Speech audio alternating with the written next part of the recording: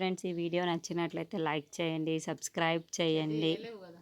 శ్రీకర్ శ్రేయ వాళ్ళ పెళ్ళిని అయితే గుడిలో జరిపిస్తూ ఉంటారు. ఇంతలో అక్కడికి వాళ్ళ అమ్మ నాన్న వచ్చేసి ఆపండి అని చెప్పేసి ఆపుతూ అది చూసిన శ్రీకర్ శ్రేయ వాళ్ళ అందరూ కూడా ఒక్కసారిగా షాక్ అయిపోతూ ఉంటారు.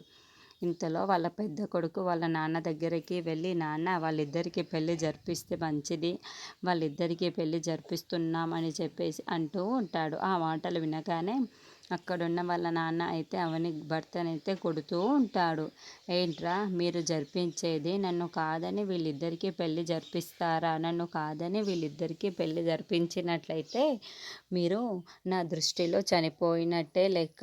మీరు కానీ వీళ్ళిద్దరికీ పెళ్ళి జరిపించారు అంటే ఎవరు జరిపించారో వాళ్ళు నా దృష్టిలో చనిపోయారనే లెక్క అవుతుంది. మీరు నా గడప కూడా తొక్కకండి అని చెప్పేసి అంటూ ఉంటాడు. ఆ మాటలు వినగానే అక్కడున్న అవని వాళ్ళ ఆయన అయితే అందరూ ఒక్కసారిగా షాక్ అయితే మాట్లాడుకుంటూ ఉంటారు. ఇప్పుడు వీళ్ళ పెళ్ళి ఎలా జరిపించాలో అవని అనుకుంటూ ఉంటుంది. ఇంతలో అక్కడున్న పల్లవి మాత్రం ఎస్, నేను అనుకున్నది సాధించాను, ఎలాగైనా నేను అనుకుని సాధించాను అని చెప్పేసి అనుకుంటూ ఉంటుంది.